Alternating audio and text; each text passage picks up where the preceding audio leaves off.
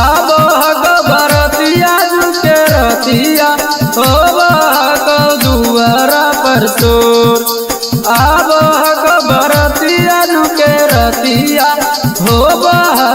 दुआरा पर सुर अगे आंगना के बीचे मरवानी से बैठा भी गेठी पहुना संगे जोर अगे आंगना के बीचे मरवानी से बैठा भी गेठी दुल्हा संगे जोर आगे जाही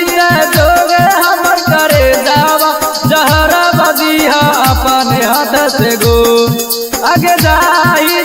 जोगे हमर करे जावा जहरा बदिया अपने हाथ से गो आंगना के बीचे मरवानी से बैठा भी गेठी पहुना संगे जो आंगना के बीचे मरवानी से बैठा भी गेठी दुल्हा संगे जो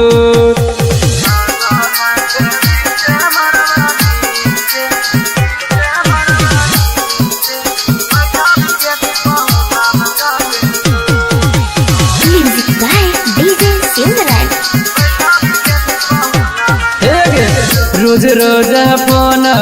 तू कर रही टिशन से आज कैसे चल जबी फॉर्चूनर में चढ़ के गे रोज रोज फोन तू कर रही टिशन से आज कैसे चल जबी फॉर्चूनर में चढ़ के गे कैसे के देखबौ तोहर विदाई आखिया से गिरतौ झर झर लोर कोई से के देखबौ तोहर विदाई आखिया से गिरतौ झर झर लोर आंगना के बीचे मरवानी से बैठा भी गेठी पहुना संगे जो आंगना के बीचे मरवानी से बैठा भी गेठी पहुना संगे जो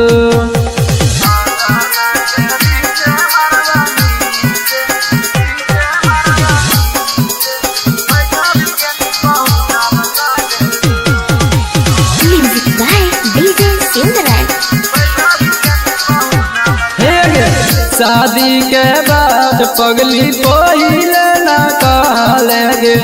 हमरा के अपन खस्तू दूसरा मन समझ लगे शादी के बाद पगली पहिले न कहले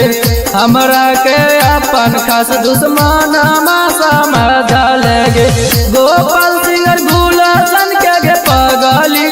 जैबी तू कैसे के ओकरा सो गोपाल सिंगर गुलशन के पगली जैबी तू ओकरा कैसे सो आंगना के बीचे मरवानी से बैठा भी गे पाहुना संगे जो आंगना के बीचे मरवानी से बैठा भी गेठी निरंजन संगे जो स्टूडियो अलौली खगड़िया।